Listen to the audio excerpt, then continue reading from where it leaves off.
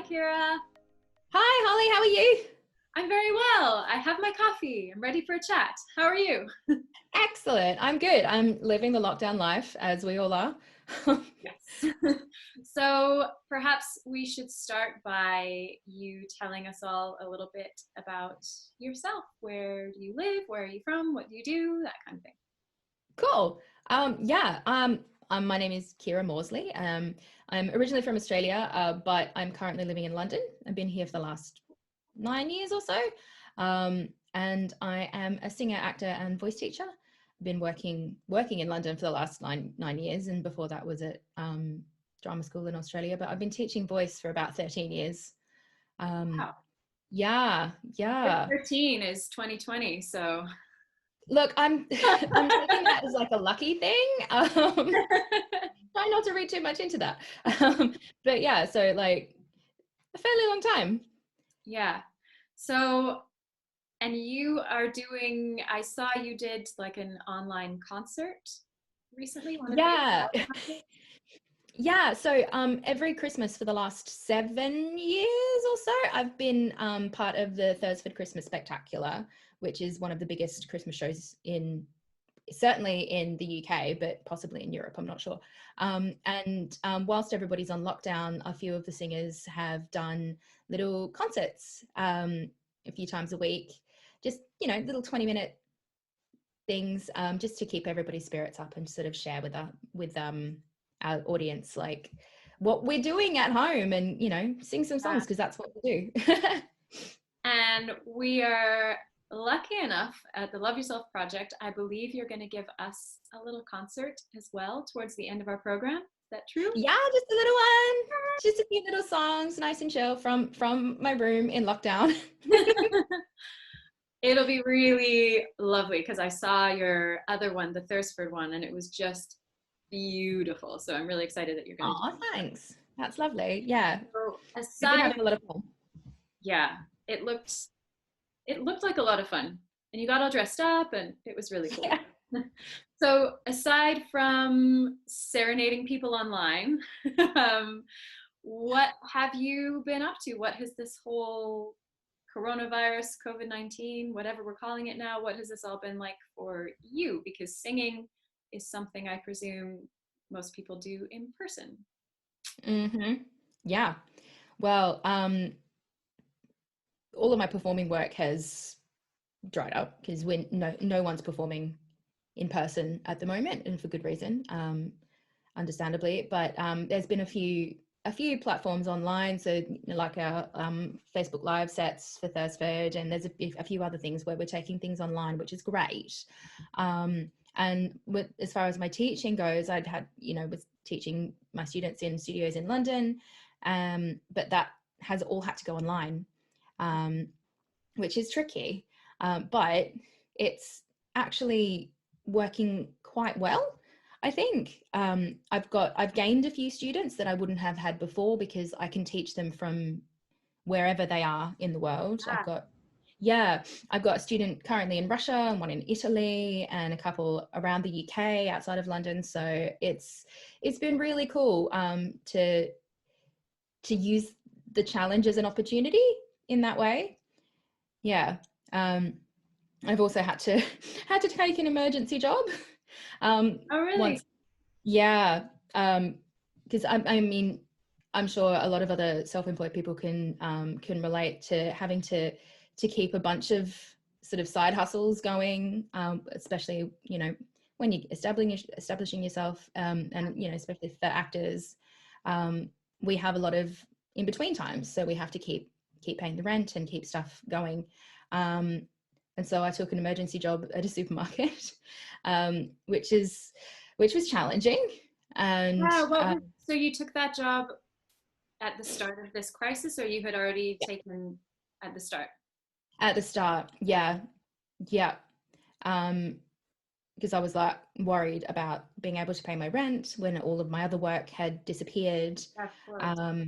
Yeah, but it just meant that my energy was focused on staying safe there and doing that. And it was physically hard work and, mentally hard work trying to, cope with the stress of being out amongst people all day. And so I've literally just left that job, and I'm now properly focusing on teaching, because it's better for my students and better for me, and everyone's, happier in general. Yeah. Hopefully. Yeah. So what was that like? I'm wondering what was your decision? What kinds of things were you thinking about, I suppose, like when you decided to take the job and then when you decided to leave the job? What happened in between one thing and the other thing that made you go like, actually, I don't need to do this. I need to focus on my real life, real career. Yeah. Well, I realized that I will still have students. They've not all gone away, thank God. Yeah. And I can still teach them online, even though I can't see them. I can't be in the same place as them. I can still give them a good experience, and they will still learn, even though we're not in the same place. And and realizing that was important for me. Yeah. Um, yeah. And it was sort of panic stations when we first went in lockdown, because we just didn't know what was going on. Or for Didn't how know long it would last. Like a lot of exactly. people made decisions from a state of temporary fix. And of course, nobody had any idea. Yeah, yeah, exactly. And so I'm like, yeah, remembering that I can still do my job, as a teacher, and that, yeah, I have to look after myself to be able to teach. Yeah. um, because like voice stuff is really, really emotionally connected, Mhm. and especially as a teacher, you're sort of giving of yourself all the time. It takes an awful lot of emotional energy, and I just didn't have any Yeah. work with this other job. So I mean, it made a massive difference, um, in my energy levels and in my stress levels and all of that sort of stuff. So yeah, it's terrifying, but focusing properly, like just on my teaching now, Yeah. I think is going to be fine. Yeah. Yeah, it'll be good. It will be fine. And I know a lot of people are, and I would include myself in this group, to a certain extent, like those of us who offer services like singing classes or dance classes, or a lot of people had said in the beginning they feel guilty for asking people to pay them to do those things. Yep. How have you dealt with that? Like, did that come up for you, or what have you done in terms of the whole financial thing around teaching right now, when knowing that a lot of people don't have a lot of income, some Mm. people really do? How have you thought about that? Well, I had to sit down and work out what I could do in terms of my fees to Mm. make it viable both for me and for my students. And because I sort of justified it in the fact that I don't have any overheads, Yeah. teaching from home, because I was hiring out studio time, and then I had to pay for transport and all of that sort of stuff. So I don't have those costs anymore. So I can like lower my fees enough to make it viable for my more viable for my students, while still giving me enough of an income, um, to sort of justify the lesson. Like, Yeah. yeah. Well, um, you can't, people sort of forget sometimes that if you suddenly start giving everything away for free, what happens when this ends? exactly. There has to be a balance there. Yeah. And my time is worth a certain amount. So I have skills that, people want to use. And so I have to weigh that up as well. And what do you pay for my level of skill and experience? And it's been a really fine balancing act, but I think I've hit a sort of a sweet spot where I don't feel like I'm overcharging people who are in a really bad situation, and because quite a few of my students have been affected. Yeah. Their income's been affected, because I teach quite a lot of young sort of pre-professionals and, actors who were wanting to learn to sing and that sort of stuff. So it affected them quite badly, some of them, and so being able to adjust my fees has enabled them to continue with lessons when they might not have otherwise, which is important, I think, especially now.